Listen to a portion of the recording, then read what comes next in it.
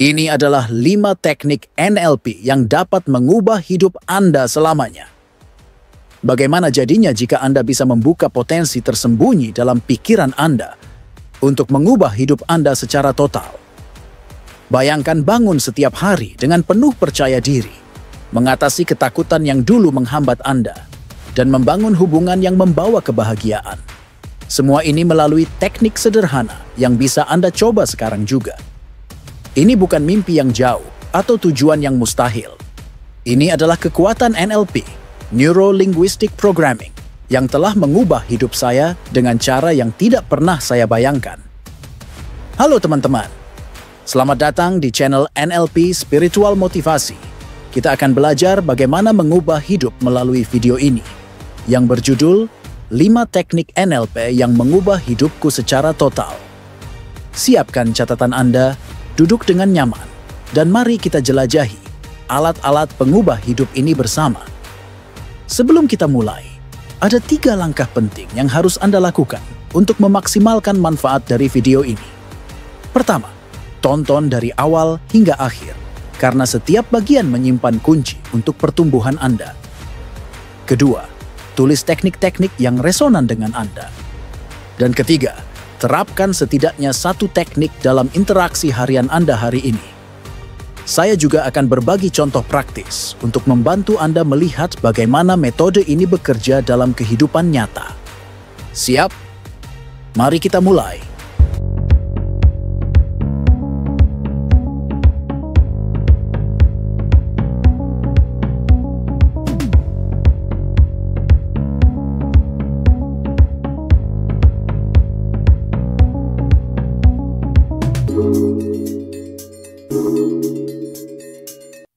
Pernahkah Anda merasa terjebak, seolah-olah ada sesuatu di dalam diri Anda yang menghalangi Anda mencapai potensi penuh?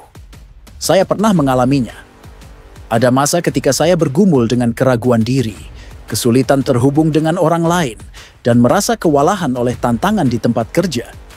Seolah-olah pikiran saya bekerja melawan saya, menjerat saya dalam siklus negatif. Kemudian saya menemukan NLP, sebuah ilmu yang menjembatani pikiran, bahasa, dan perilaku. Ilmu ini mengajarkan saya bahwa dengan mengubah cara saya berpikir dan berbicara, saya bisa membentuk kembali realitas saya. Ini bukan tentang solusi instan atau janji kosong, ini tentang alat praktis yang menyusun ulang pola pikir saya dan memberikan hasil nyata. Jadi, apa itu NLP? Pada dasarnya, NLP adalah singkatan dari Neuro Linguistic Programming, sebuah metode yang mengeksplorasi bagaimana otak kita, neuro, bahasa yang kita gunakan, linguistik, dan pola perilaku kita, programming, saling berinteraksi. Bayangkan ini sebagai panduan untuk pikiran Anda. Sama seperti seorang tukang kebun merawat taman, memangkas rumput liar, dan menyuburkan bunga. NLP membantu kita memupuk pikiran positif dan kebiasaan, sambil menghilangkan yang menghambat. Bagi saya, pemahaman ini menjadi titik balik. Saya belajar bahwa dialog internal saya, kata-kata diam-diam yang saya ucapkan setiap hari, memiliki kekuatan untuk mengangkat saya atau menjatuhkan saya. Dan dengan NLP, saya bisa mengendalikan dialog itu. Mari kita mulai dengan teknik pertama yang mengubah hidup saya, reframing. Ini adalah seni mengubah makna yang kita berikan pada suatu pengalaman. Selama bertahun-tahun, saya memandang kegagalan sebagai bukti ketidakmampuan saya. Jika saya tidak berhasil dalam suatu tugas, saya berpikir, saya tidak cukup baik. Namun NLP mengajarkan saya untuk merangkaikan ulang momen-momen tersebut. Alih-alih melihat kegagalan sebagai jalan buntu, saya mulai menganggapnya sebagai pelajaran, sebuah batu loncatan menuju pertumbuhan. Suatu hari, saya melewatkan tenggat waktu penting di tempat kerja dan merasa hancur. Alih-alih larut dalam kesalahan, saya berkata pada diri sendiri, ini adalah kesempatan untuk meningkatkan keterampilan manajemen waktu saya. Perubahan perspektif itu tidak hanya meringankan frustrasi saya, itu memotivasi saya untuk membuat jadwal yang lebih baik dan segera produktivitas saya meningkat pesat. Contoh praktis reframing dalam kehidupan sehari-hari. Bayangkan seorang teman mengeluh, atasan saya selalu mengkritik saya tidak bisa melakukan apapun dengan benar. Anda bisa menjawab, sepertinya sulit, tapi mungkin masukan atasan Anda adalah tanda mereka melihat potensi dalam diri Anda dan ingin Anda berkembang. Reframing ini mengubah kritik menjadi tantangan positif. Saya pernah menggunakan ini dengan seorang rekan kerja yang kesal karena ulasan, dengan mengatakan, umpan balik ini bisa membantu Anda menjadi pemimpin yang Anda inginkan. Mereka mendekati tugas berikutnya dengan semangat baru. Contoh lain, jika anak Anda berkata, sekolah terlalu sulit, cobalah berkata, setiap tantangan di sekolah membuat Anda semakin kuat dan pintar setiap hari. Saya menerapkan ini pada keponakan saya, dan dia mulai menangani pekerjaan rumahnya dengan sikap baru. Teknik kedua yang mengubah saya adalah anchoring. Ini melibatkan menghubungkan keadaan emosional positif dengan tindakan fisik, menciptakan pemicu yang dapat Anda gunakan kapan saja. Saya dulu merasa cemas sebelum berbicara di depan umum. Jantung saya berdebar dan pikiran saya kosong. Melalui NLP, saya belajar untuk menambatkan kepercayaan diri. Suatu hari, ketika saya merasa sangat kuat dan tenang setelah presentasi yang sukses, saya menekan ibu jari dan jari telunjuk saya bersama-sama sambil berkata, saya tenang dan mampu. Saya mengulangi ini selama momen-momen kepercayaan diri. Kini, setiap kali saya merasa gugup, saya menekan jari-jari itu, dan rasa tenang itu menyelimuti saya, memungkinkan saya berbicara dengan mudah. Bagaimana Anda bisa menggunakan anchoring dalam komunikasi sehari-hari? Jika Anda melihat anggota keluarga merasa sedih, berikan mereka pelukan hangat sambil berkata, kamu kuat dan dicintai. Lakukan ini secara konsisten selama momen bahagia mereka, dan pelukan itu akan menjadi pemicu kenyamanan. Saya melakukan ini untuk adik saya selama minggu yang sulit, dan sekarang pelukan sederhana mengangkat semangatnya. Contoh lain, jika rekan kerja tampak stres sebelum rapat, tepuk bahu mereka ringan sambil berkata, kamu bisa melakukannya. Seiring waktu, tepukan itu bisa meningkatkan kepercayaan mereka. Saya mencoba ini di tempat kerja, dan itu menciptakan dinamika tim yang lebih suportif. Bahkan dalam penjualan, Anda bisa berjabat tangan dengan klien sambil berkata, keputusan ini terasa tepat, mengubah gestur itu menjadi penambat kepercayaan. Teknik ketiga adalah visualisasi, cara ampuh untuk memprogram pikiran Anda menuju kesuksesan.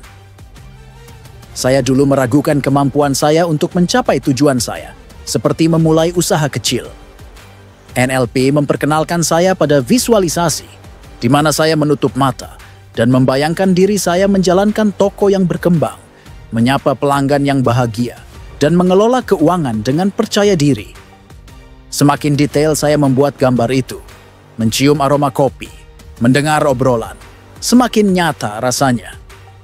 Dalam waktu 1 tahun, saya mengambil langkah itu, dan usaha itu kini berkembang pesat. Visualisasi mengubah keraguan saya menjadi peta jalan. Jika seorang teman gugup menghadapi wawancara kerja, sarankan mereka membayangkan masuk dengan percaya diri, menjawab pertanyaan dengan lancar, dan meninggalkan ruangan dengan senyuman dari pewawancara. Saya membimbing seorang teman dengan cara ini, dan dia mendapatkan pekerjaan.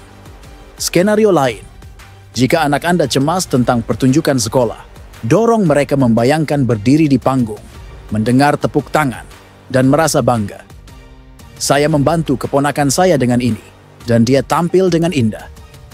Bahkan dalam mengasuh, visualisasikan makan malam keluarga yang damai, suara tenang, tawa bersama, dan biarkan itu mengarahkan tindakan Anda. Saya menggunakan ini untuk menciptakan waktu makan yang lebih harmonis di rumah. Teknik keempat, embedded commands, mengajarkan saya untuk memengaruhi orang lain secara halus. Saya pernah kesulitan memotivasi tim saya selama proyek yang sulit. Alih-alih berkata, kerja lebih keras, saya belajar menanamkan perintah seperti, bayangkan betapa bangganya kamu saat kita menyelesaikan proyek ini dengan sukses. Dorongan lembut ini berhasil luar biasa, dan semangat tim meningkat. Kuncinya adalah menyisipkan perintah ke dalam kalimat sehingga terasa alami, membiarkan pikiran bawah sadar menangkapnya. Coba ini dalam kehidupan sehari-hari. Jika Anda mendorong adik untuk berolahraga, katakan, bayangkan betapa bersemangatnya kamu setelah latihan yang baik hari ini.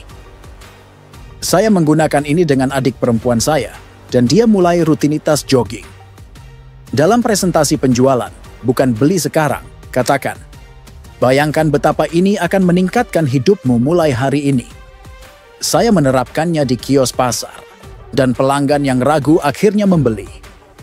Bahkan dengan anak yang menolak tidur, katakan, rasakan betapa nyamannya menutup mata sekarang, dan lihat mereka tertidur. Saya telah menggunakan trik ini dengan anak-anak saya, dan waktu tidur menjadi lebih mudah. Teknik kelima, mirroring, mengubah hubungan saya. Saya dulu merasa terputus selama percakapan, tetapi mirroring membantu saya membangun hubungan. Jika seseorang berbicara perlahan, saya menyesuaikan kecepatan mereka. Jika mereka condong ke depan, saya juga.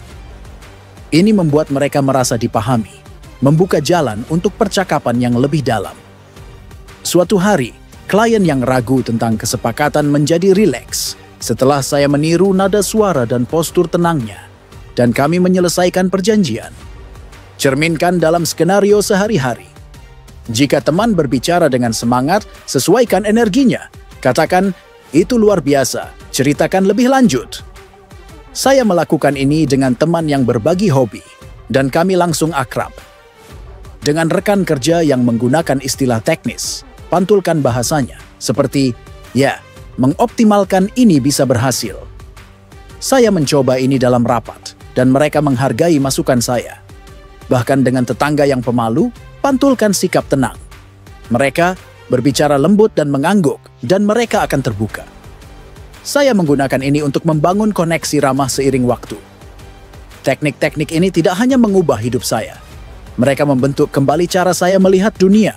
Reframing mengubah kegagalan menjadi pelajaran, anchoring memberi saya kendali atas emosi saya, visualisasi membangun impian saya, embedded commands menginspirasi orang lain, dan mirroring memperdalam koneksi saya. Konsistensi dalam melatihnya, bahkan beberapa menit setiap hari, membawa hasil yang mengejutkan saya. Mulailah dari yang kecil, pilih satu teknik dan gunakan selama seminggu. Anda mungkin melihat perubahan dalam kepercayaan diri Anda atau cara orang lain menanggapi Anda. Bayangkan menguasai keterampilan ini. Anda bisa mengatasi rintangan, menginspirasi orang di sekitar Anda, dan hidup dengan rasa tujuan.